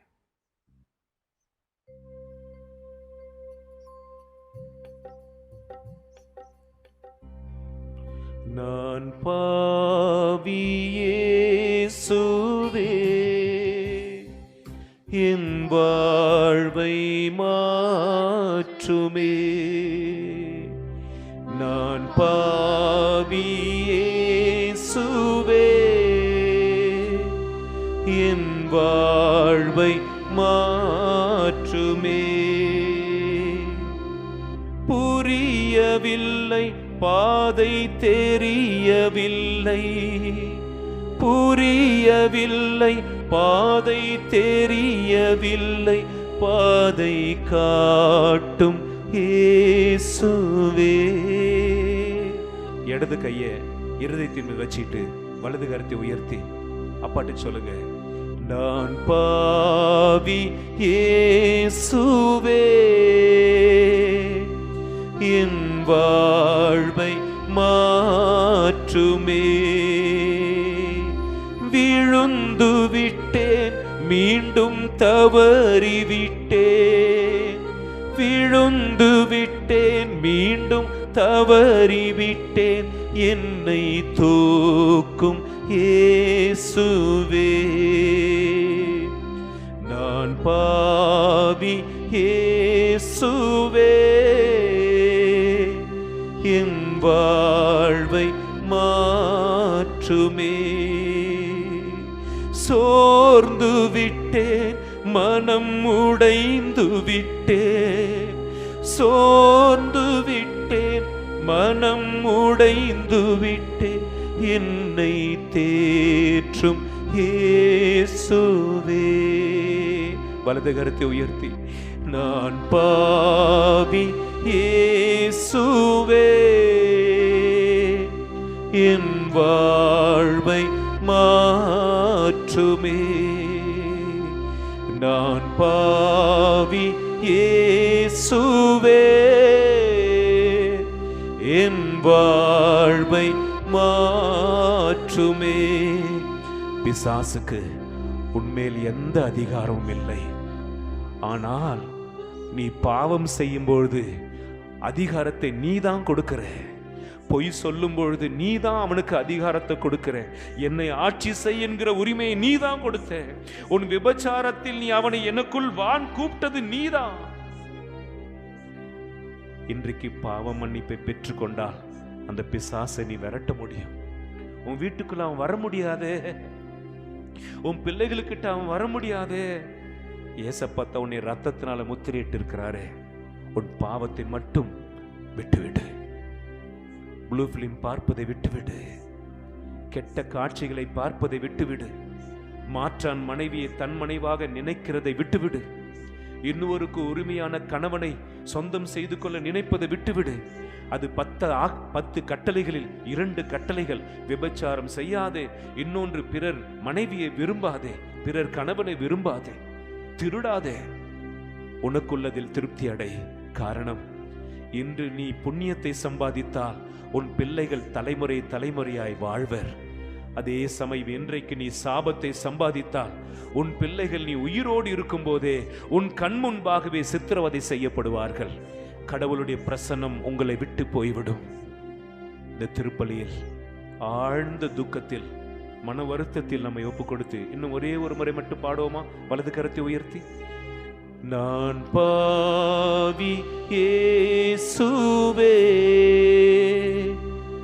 என் வாழ்வை மாற்றுமே.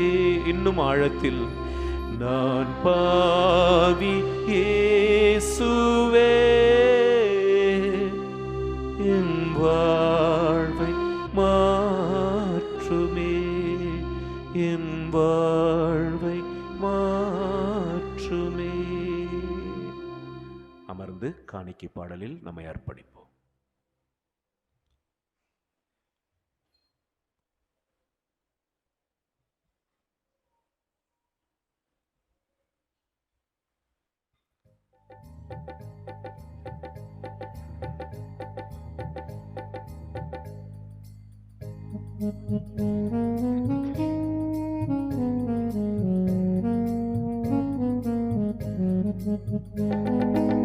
காணிக்கை தரும் நேரம்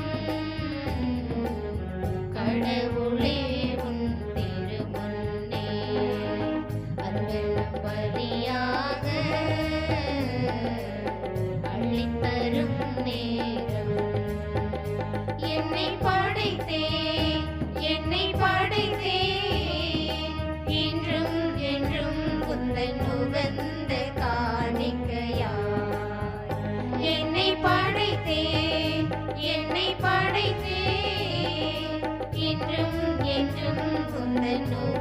உகந்த காணிக்கையா காணிக்கை தரும் நேரம் கடவுளே உன் திருமுன்னே அன்பென்னும் பலியாக அள்ளி தரும் நேரம்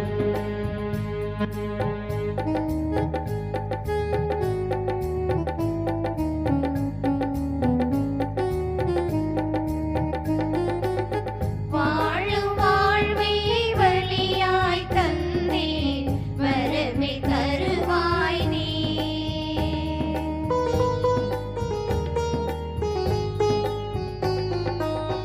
வாழும் வாழ்வை வழியாய் தந்தேன் வரமே தருவாய் நீ போதும் என்று மனமே தந்து பொறுத்து கொள்வாய் நீ போதும் என்று மனமே தந்து பொறுத்து கொள்வாய் நீ என் அன்பு தேவனும் நீ என் வாழ்வின் ஜீவனும் நீ என் அன்பு தேவனும் நீ என் வாழ்வின் ஜீவனும் நீ என் வாழ்வின் ஜீவனும் நீ காணிக்கை தரும் நேரம் கடவுளே உன் திருமுன்னே அன்பென்னும் பலியாக அள்ளித் தரும் நேரம் என்னை படைத்தேன் என்றும் என்றும் உந்தன் உகந்த காணிக்கையாய் என்னை படைத்தேன் என்றும் என்றும் உந்தன் உகந்த காணிக்கையாய் காணிக்கை தரும் நேரம் கடவுளே உன் திருமுன்னே அன்புமிக்க சகோதர சகோதரிகளை நானும் நீங்களும் சேர்ந்து ஒப்புக் கொடுக்கும் இந்த பலி எல்லாம் வல்ல இறைவனுக்கு ஏற்றதாகும்படி செபியுங்கள். ஆண்டவர் தமது பெயரின் புகழ்ச்சிக்காகவும் மாட்சிக்காகவும் நமது நன்மைக்காகவும் புனித திரு அவை அனைத்து நலனுக்காகவும் உமது கையில் இருந்து இப்பலியை ஏற்றுக்கொள்வாராக. எல்லாம் வல்லவரும் இரக்கம் உள்ளவருமான இறைவா, மறைசாட்சியான செபஸ்தியார் எனும் உமது புனிதர் தம் பாடுகளின் வேதனைகளை மேற்கொள்ள திருவுளம் கொண்டாரு. அதனால் இவரது வெற்றியின் நாளை கொண்டாடும் எங்களை உமது பாதுகாப்பால் எதிரிகள் சூழ்ச்சிகள் மேற்கொள்ளாமல் இருக்க எங்களுக்கு உதவி புரிவதாக. உம்மோடும் தூயாவின் ஒன்றிப்பில் இறைவனாய் என்றென்றும் வாழ்ந்து ஆட்சி செய்கின்ற எங்கள் ஆண்டவராகிய இயேசு கிறிஸ்து வழியாக உம்மை மன்றாடுகின்றோ.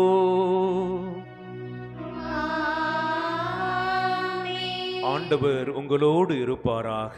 உம் ஆன்மாவோடும் இருப்பாராக. இதயங்களை மேலே எழுப்புங்கள். ஆண்டவரிடம் எழுப்பியுள்ளோம். நம் இறைவனாகிய ஆண்டவருக்கு நன்றி கூறுவோம். அதுவே தகுதியும் நீதியுமானது. ஆண்டவரே, தூயவரான தந்தை, என்றும் உள்ள எல்லாம் உள்ள இறைவா, என்னாலும் எவ்விடத்திலும் நாங்கள் உமக்கு நன்றி செலுத்துவது மெய்யாகவே தகுதியும் நீதியுமாகும், எங்கள் கடமையும் மீட்புக்குரிய செயலுமாகும். ஏனெனில் மறைசாட்சியான புனித செபஸ்தியார் உமது பெயரை அறிக்கையிட்டு கிறிஸ்துவை பின்பற்றி இரத்தம் சிந்தி மாண்புமிக்க உம் அரும்பெரும் செயல்களை உலகறிய காட்டுகின்றார். இவ்வாறு நீர் எங்கள் ஆண்டவராகிய கிறிஸ்து வழியாக எங்கள் வலுவின்மையில் உமது வல்லமை சிறந்தோக செய்து வலுவற்றவர்களை உமது ஆற்றல் மிகு சாட்சிகளாய் திகழ செய்கின்றீர். ஆகவே ஆற்றல் மிகுந்த விண்ணவரோடு சேர்ந்து நாங்களும் இம்மண்ணுலகில் இடையராது உமது மாட்சியை கொண்டாடி முடிவின்றி ஆர்ப்பரித்து சொல்வதாவது: தூயவர் தூயவர் தூயவர், வான்படைகளின் கடவுளாம் ஆண்டவர். விண்ணகமும் மண்ணகமும் உமது மாட்சியால் நிறைந்துள்ளன. உன்னதங்களிலே ஓசன்னா. ஆண்டவர் பெயரால் வருகிறவர் ஆசி பெற்றவர். உன்னதங்களிலே ஓசன்னா. ஆண்டவரே, நீர் மெய்யாகவே தூயவர், தூய்மை அனைத்திற்கும் ஊற்று.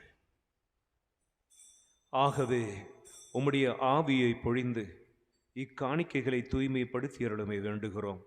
இவ்வாறு எங்கள் ஆண்டவர் இயேசு கிறிஸ்துவின் உடலும் இரத்தமுமாகவே எங்களுக்கு மாறுவனவாக.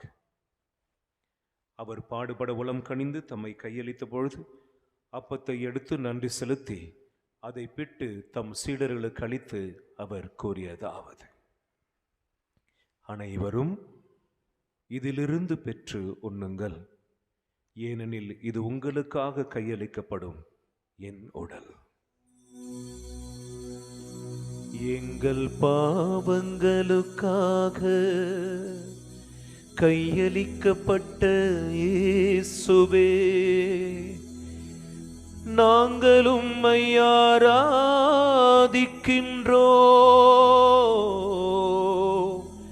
நாங்கள் உம்மை ஆராதிக்கின்றோம்.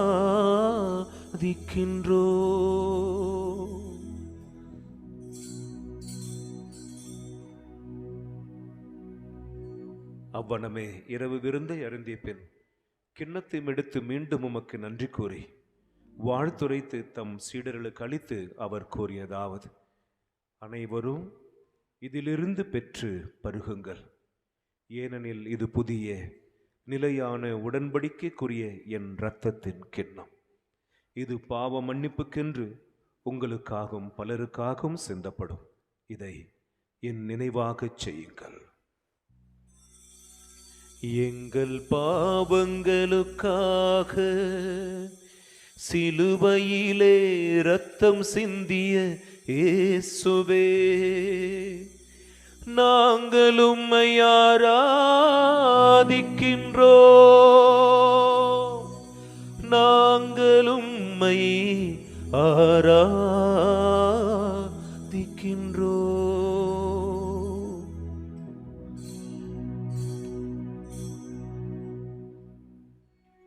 நம்பிக்கையின் மறைபொருள்.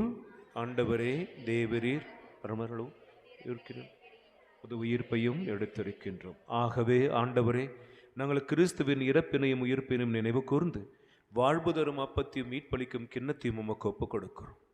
உமக்கு திருமுன் நின்று உமக்கு ஊழியம் புரிய தகுந்தவர்கள் என எங்களை ஏற்றுக்கொண்டீர். எனவே உமக்கு நன்றி செலுத்துகிறோம்.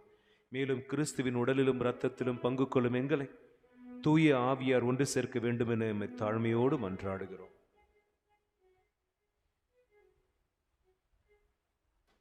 ஆண்டவரே, உலகெங்கும் பரவியிருக்கும் ஒரு திரு அவையை நினைவு கூர்ந்தருளும். எங்கள் திருத்தந்தை பிரான்சிஸ், எங்கள் ஆயிரந்தோணிசாமி, எல்லா திருநிலையினர் ஆகிய அனைவரோடும் ஒரு திரு அவை அன்பில் நிறைவு பெறச் செய்தருளும். உயிர்த்தெழும் எதிர்நோக்கோடு துயில் கொள்கிற எங்கள் சகோதர சகோதரிகளையும் இறந்தோர் அனைவரையும் இரக்கத்துடன் நினைவு கூர்ந்து உமது திருமுக ஒளியின் ஒளியேற்றருளும். எங்கள் அனைவர் மீதும் இரக்கமாயிரும். கடவுளின் கன்னித்தாயான புனித மரியா, அவருடைய கணவரான புனித யோசேப்பு, புனித திருத்தூதர்கள், எங்கள் பாதுகாவலர் கோடி அற்புதர் புனித அந்தோணியார், நாங்கள் விழா கொண்டாடி மகிழ்கிற புனித செபஸ்தியார், இன்னும் இவ்வுலகில் உமக்கு உகந்தவராய் இருந்தோர் ஆகிய புனிதரனை உடனும் நாங்கள் இலைவாழ்வில் பங்கு கொள்ளும் தகுதி பெற்று உம் திருமகன் இயேசு கிறிஸ்து வழியாக உம்மை புகழ்ந்தேத்து மரமருள உம்மை மன்றாடுகிறோம்.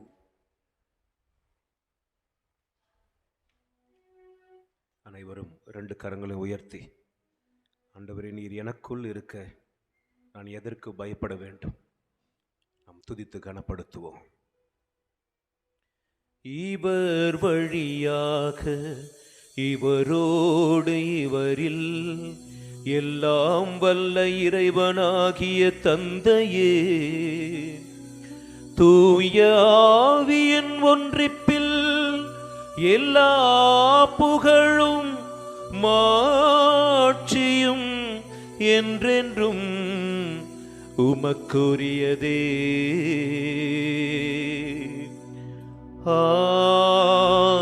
ஆமென்,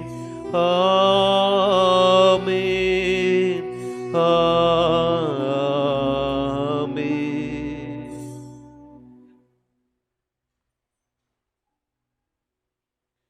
மீட்பரின் கட்டளையால் கற்பிக்கப்பட்டு இனிமேல் எங்கள் உடலை பரிசுத்தமாக வைத்துக் கொள்வோம். எங்களில் வாசம் செய்ய வாரும் ஆண்டவர் என்று சொல்லி கர்த்தர் கற்றுத்தந்த ஜெபத்தை பக்தியோடு சொல்லுவோம். விண்ணுலகில் இருக்கிற எங்கள் தந்தையே, உமது பெயர் தூயது என போற்ற பெறுக. உமது ஆட்சி வருக. உமது திருவுளம் விண்ணுலகில் நிறைவேறுவது போல மண்ணுலகிலும் நிறைவேறுக. எங்கள் அன்றாட உணவை இன்று எங்களுக்கு தாரும். எங்களுக்கு எதிராக குற்றம் செய்தோரை நாங்கள் மன்னிப்பது போல எங்கள் குற்றங்களை மன்னியும். எங்களை சோதனைக்கு உட்படுத்தாதேயும், தீமையிலிருந்து விடுவித்தருளும். ஆண்டவரே, தீமை அனைத்திலும் எங்களை விடுவித்து எங்கள் வாழ்நாளில் அமைதியை கனிவுடன் அருளுமை மன்றாடுகிறோம். உமது இரக்கத்தின் உதவியால் நாங்கள் பாவத்திலிருந்து எப்பொழுதும் விடுதலை பெற்று யாதொரு கலக்கமுமின்றி நலமாய் இருப்போமாக. நாங்கள் நம்பியிருக்கும் பேரின்ப வாழ்வுக்காகவும் என் மீட்பராக இயேசு கிறிஸ்துவின் வருகைக்காகவும் காத்திருக்கின்றோம். ஏனெனில் ஆட்சியும் வல்லமையும் ஆட்சியும் என்றென்று உமதே. ஆண்டவரே இயேசு கிறிஸ்துவே, அமைதி உங்களுக்கு விட்டுச் செல்கிறேன், என் அமைதியை உங்களுக்கு அளிக்கின்றேன் என்றும் அப்போஸ்தலருக்கு மொழிந்தீர். இங்கு கூடியிருக்கும் மக்களுடைய பாவங்களை பாராமல் திருச்சபையின் விசுவாசத்தை கண்ணோக்கி அதற்கு ஒற்றுமையும் அமைதியும் தந்திரத்திலும் கொள்வீராக. என்றென்றும் வாழ்ந்து ஆட்சி செய்கின்றவர் நீரே. ஆமென். ஆண்டவருடைய அமைதி உங்களோடு என்றும் இருப்பதாக. உம் ஆன்மாவோடும் இருப்பதாக. ஒருவருக்கொருவர் கிறிஸ்துவின் அமைதியை பகிர்ந்து கொள்வோம். உலகின் பாவங்களை போக்கும் இறைவனின் செம்மறியே எங்கள் மேல் இரக்கமாயிரும். உலகின் பாவங்களை போக்கும் இறைவனின் செம்மறியே எங்கள் மேல் இரக்கமாயிரும். உலகின் பாவங்களை போக்கும் இறைவனின் செம்மறியே எங்களுக்கு அமைதி அளித்தருளும். இதோ இறைவனின் செம்மறி, பிசாசை ஜெயித்தவர். நீயும் ஜெயிக்க முடியும் என்று உனக்கு வலுவூட்டுவதற்காக உனக்குள் வரவிருக்கிற இறைவனின் செம்மறி இவரே. இந்த செம்மறியின் திருவிருந்துக்கு அழைக்க பெற்ற நாம் அனைவரும் பேறு பெற்றோர். நான் தகுதியற்றவன், ஆனால் ஒரு வார்த்தை மட்டும் சொல்லில் எனது ஆன்மா குணமடையும். நாம் உட்கொள்ளப் போகும் இயேசுவின் திருவுடலும் திரு ரத்தமனை காத்து நரக தண்டனை விடுவித்து நித்திய வாழ்வு அளிப்பதாக.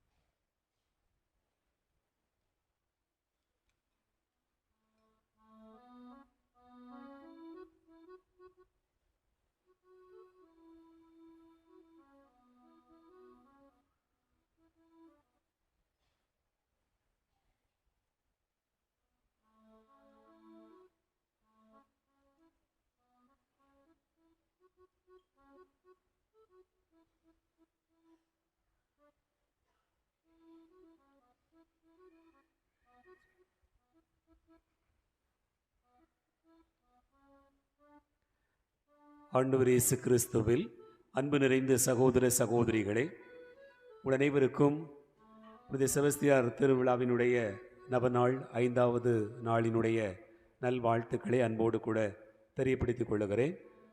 இந்த நாளிலே நமது மத்தியிலே வருகை தந்து நம்மோடு கூட ஆண்டவருடைய வார்த்தையை மிக அற்புதமான முறையில் நம்முடைய வாழ்வுக்கு தேவையான செய்தியாக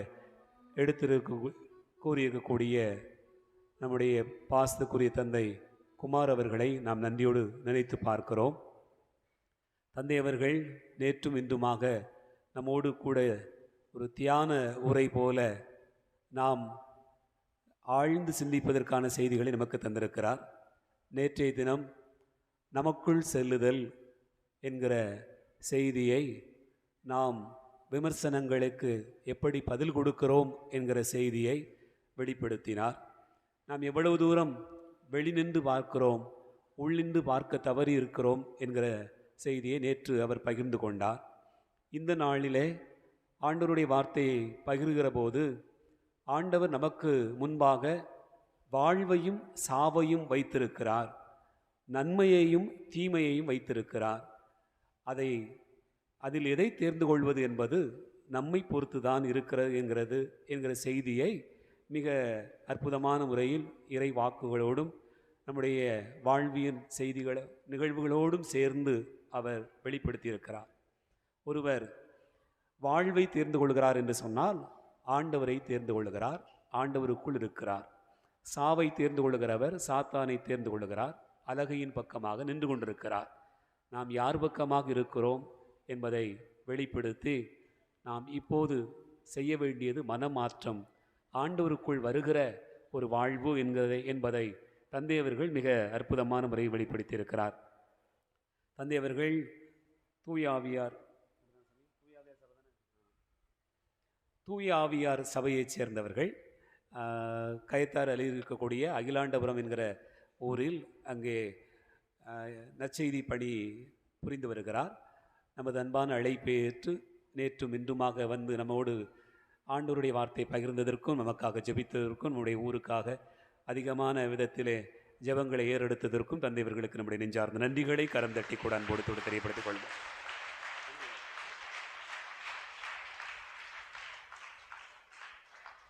அன்பார்ந்தவர்களே, ஒவ்வொரு நாளும் நம் ஆண்டவருடைய வார்த்தைகளில் நிலைத்திருக்கிறோம்.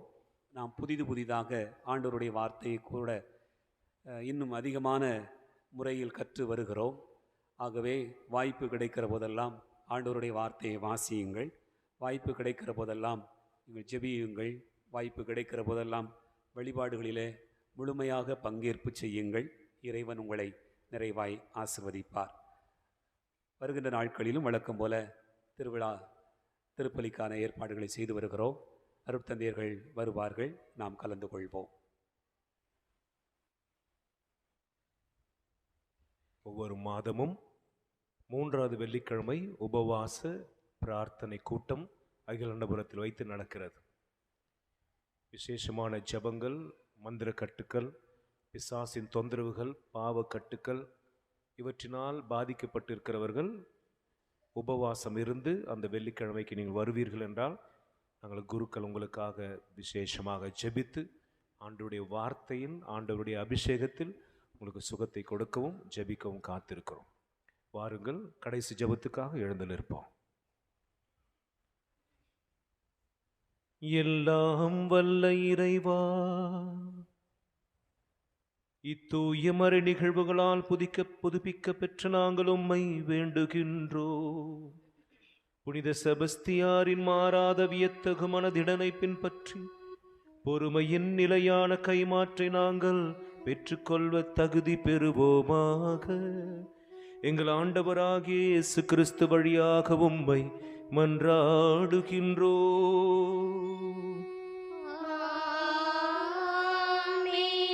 ஆண்டவர் உங்களோடு இருப்பாராக, உம் ஆன்மாவோடும் இருப்பாராக. எல்லாம் வல்ல இறைவன் தந்தை, மகன், தூயாவியார் உங்களை ஆசீர்வதிப்பாராக.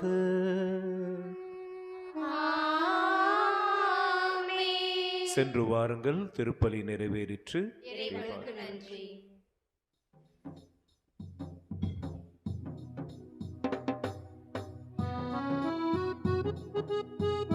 ஆமென்.